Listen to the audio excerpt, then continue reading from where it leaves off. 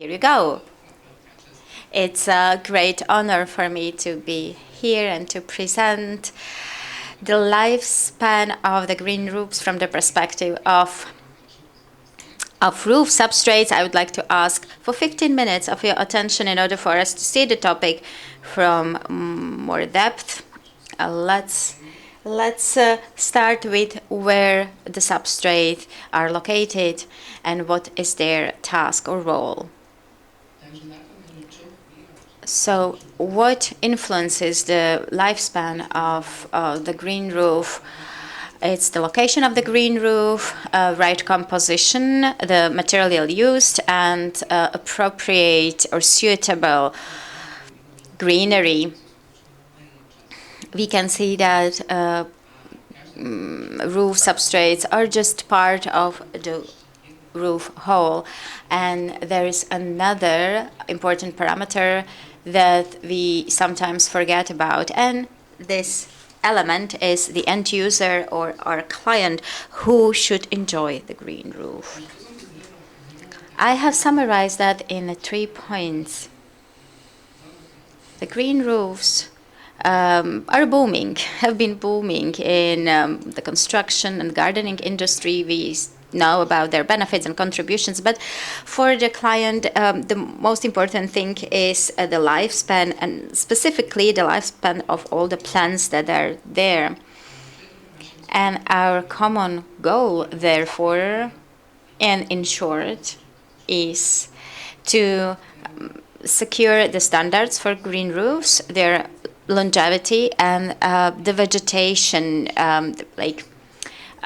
growing vegetation for acceptable price. We have talked about the networking, and we need a cooperation on partner level with not only with producers, but also at the extraction. We also need the research as for the materials that we use, about their availability, and the role of the roof substrates is quite clear, as there are substrates that are specialized for various plants and various trees. 15 years ago, we have decided to develop substrates for green roofs, and even though we have many kinds of substrates, we don't have any norms. Any substrates are being certified exceptionally. They are exempted, and they are not yet certified for green roofs. And we believe that in time, the specific certification will become part of a certification process. At the moment, we are based our substrates on the norms from other countries, and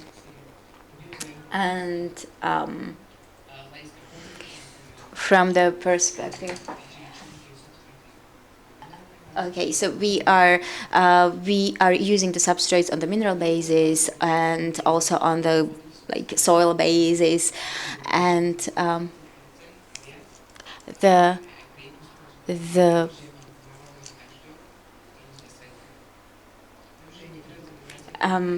we are using various materials with regards to environment needs. And when I came to the company 4 years ago, I have met with the opinion, what kind of substrates have you brought? It's just crushed rubble from construction. But if there is some binding material like mortar or cement, we cannot use it. And we can recycle it, of course. We can adjust it to fractions, and then we can give it another role, and to prolong the longevity and lifespan of the material. These materials that are usually used for substrates are burn brick and tiles, zeolite, and others. Apart from that, we have also been testing other materials like sand, and so on. When at production, we need to pay attention to the quality of start materials. We need to take care of all the parameters are being met for the substrates for green roofs.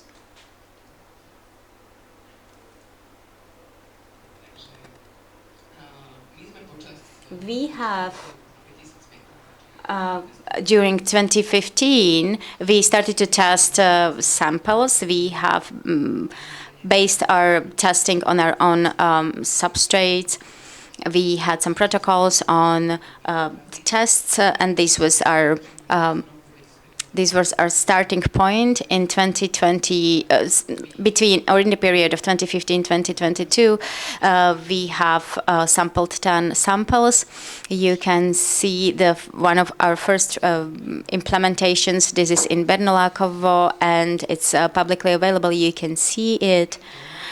Besides, if you are from Bratislava, we have tested the samples, the projects from Blumenthal, shopping centers, Central, Zuckermandel, and so on.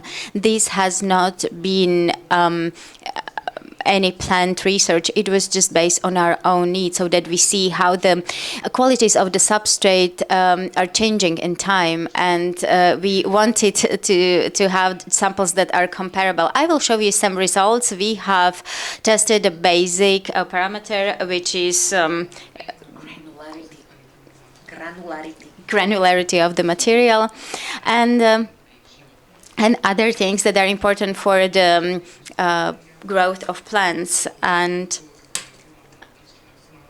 permeability. What is very necessary is permeability of the material, and we need to always have 10 to 12% more. So this settlement of the substrate is also very important, because then it influences the root system, and this is something that is very important when we are talking about the plants, the growing plants.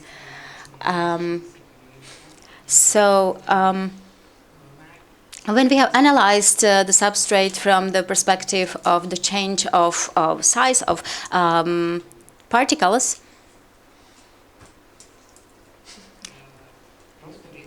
this analysis from the chemical, these are the rest that I've been talking about. Since the time was limiting and we have plenty of data, we have decided that the results, the conclusions will be presented just verbally, and in case there is a deeper interest, we are available for a deeper conversation. But in order to speed it up, when it comes to conductivity, there is decrease in time, and this is because of the salt that goes out from the substrate. We predicted that the stability of the pH will decrease, but we were not right. If we use more alkaline elements, the pH is not decreasing. There can be some fluctuation, but it's minimum. When it is coming to the content of combustible substances, this is something that is nourishing the plants. We predicted that it will be less, but we were surprised, because based on the protocol, we could see that the material has merged with the substrate, but the quality of the substrate didn't decrease in 10 years' time.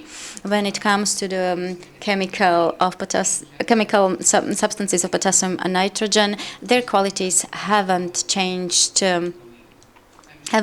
substantially in this period, even without adding any fertilizers. So, which meant that we didn't need to use any additional nourishment. And with any of the samples, there was no substantial decrease of any of these substances. To conclude, we can assess it very simply. When we have the right composition of the green roof, we choose the right substrate and our care. These substrates are really, their longevity is really good. They increase the quality of the product and they provide all the benefits, not only for people, but also for building and for the clients. And the end product is really fantastic. And we plan to keep testing of our substrates. And the acknowledgements, as I already mentioned, I would like to thank to Mr. Shkulec. He is the main technologist. He researches and tests various materials that come into substrates, and so that it's in line with the certified with the standards. So that it also be used for the certification purposes. And I would like to thank all the people that are interested in the roof substrates, green roofs, and this topic. And we are happy that we can be parts and members of the Association of the Green Roofs. And we look forward for our next cooperation. Thank you. Here again, the space for your questions. If you don't ask, we can network during coffee break. Thank you very much for keeping the protocol that we have. Good morning. I would like to ask if I understood it right. The research has been completed and you would like to repeat this research, or the research is ongoing and you still sample the data? Yeah, the research is still ongoing and we are still sampling the substrates. So this sampling is ongoing, has been ongoing since 2015. We select the roofs that are older than 3 years. This is our important parameter.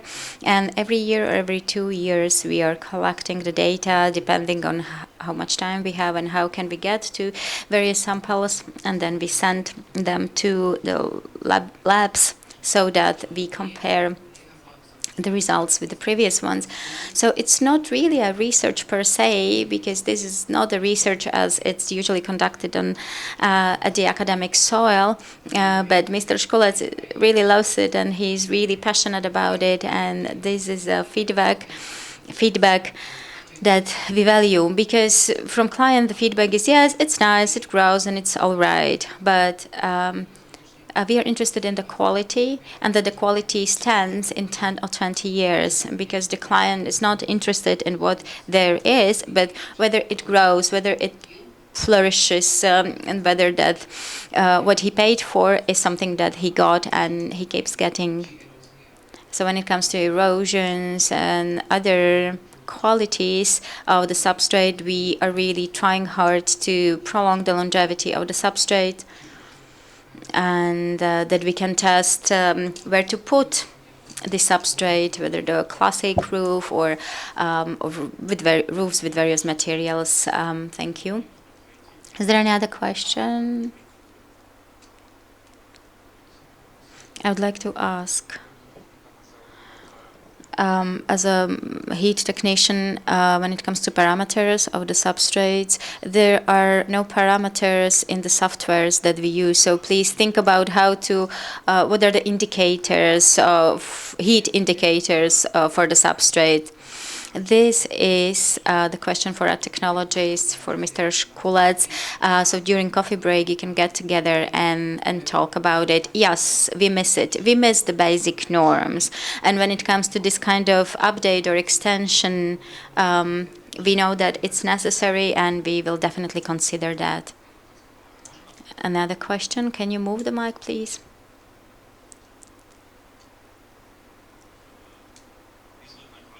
The resulting quality of the substrate is the result of the 10-year activity of rain. So when you see how many elements if you follow it, how many elements were brought into substrates. I haven't also heard that you use super absorbents in your substrates. Can you repeat the second one? Super absorbents. No, we don't use super absorbents. It's a purely natural basis.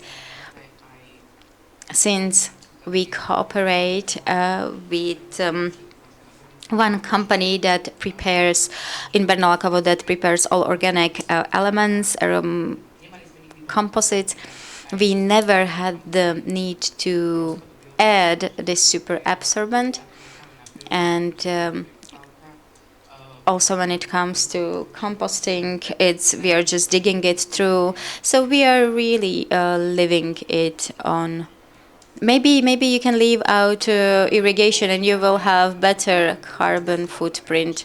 We are using water from retention containers, so we use the rainwater, from the containers that is being pumped. What I like very much how it slowly comes to coffee break. I have gotten instruction from the production that we should stop. No, Branyo wants to ask a question. I would like to know, as the climate develops, there are problems with the roofs.